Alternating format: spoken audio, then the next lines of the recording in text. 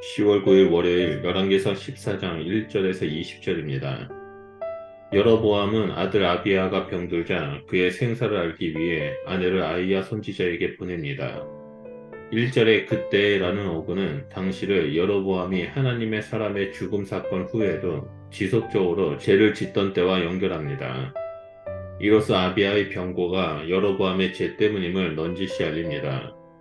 그는 아내에게 사람들이 못 알아보게 변장하고 실로의 아이야 선지자에게 가서 아이가 어떻게 될지 알아오라고 시킵니다.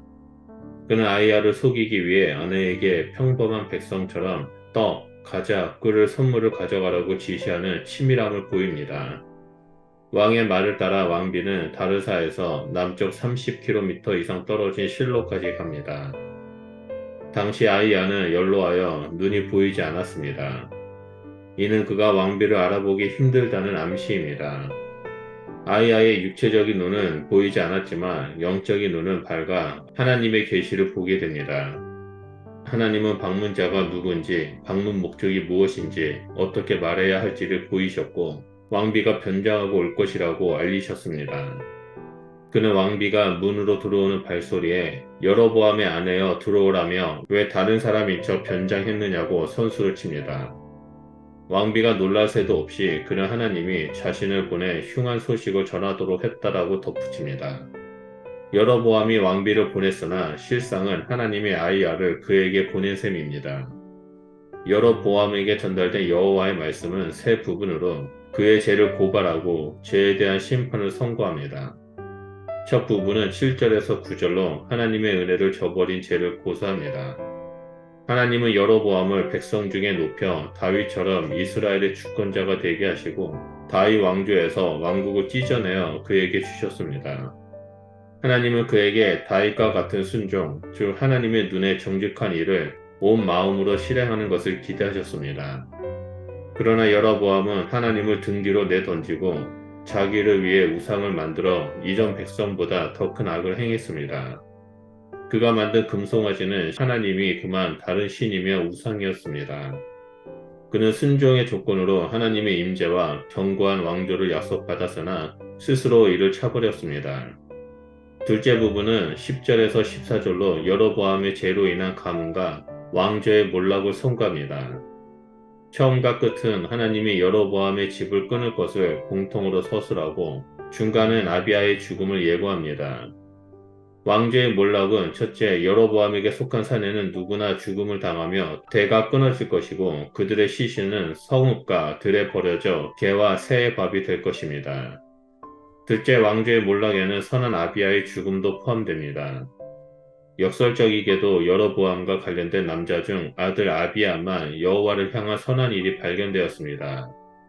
아비야의 병과 죽음은 오히려 하나님이 그를 재앙에서 건지시는 방법이었습니다.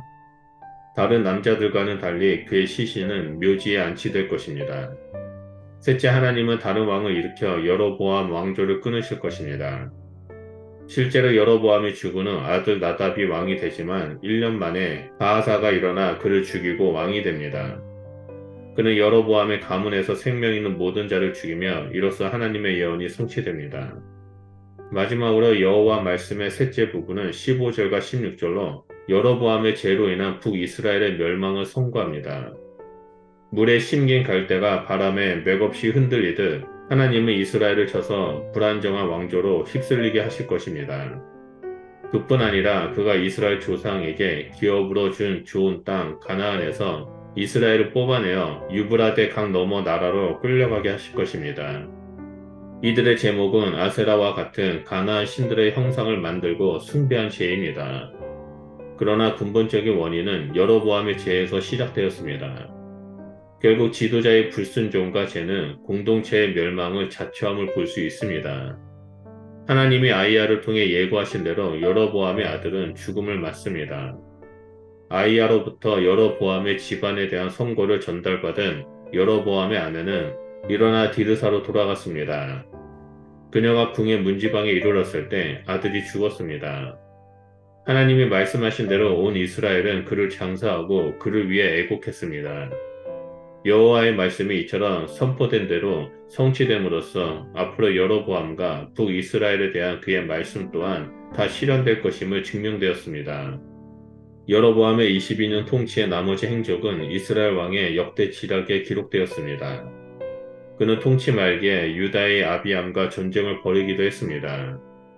당시 아비암은 하나님을 의지하여 전쟁에 승리하고 점점 강성해 갔습니다.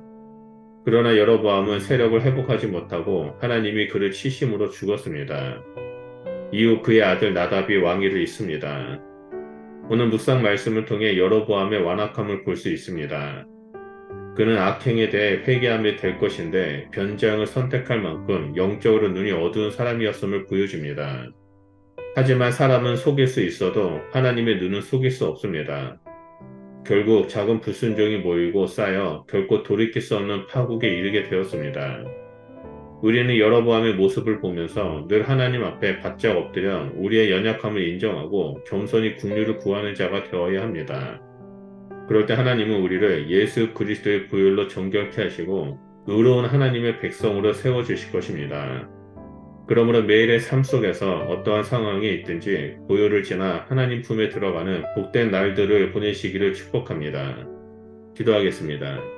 하나님, 우리는 하나님 없이는 살 수 없는 존재임을 고백합니다.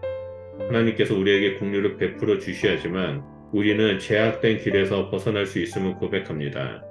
하나님, 우리 안에 죄가 발견되었을 때 하나님 앞에 엎드려 회개하며 나아갈 때 우리에게 하나님의 은혜와 긍휼을 베풀어 주셔서 정결케 하시고 다시 한번 하나님의 백성된 삶을 살아가는 자가 될 수 있도록 인도하여 주시옵소서. 성령 하나님 또한 우리에게 영적인 눈을 열어주셔서 계속해서 하나님만을 바라보며 믿음의 길을 걸어가는 주의 백성이 될 수 있도록 인도하여 주시옵소서. 너 우리를 정결케 하시고 우리를 하나님 백성으로 세워주신 것에 감사드리며 예수 그리스도의 이름으로 기도드립니다. 아멘.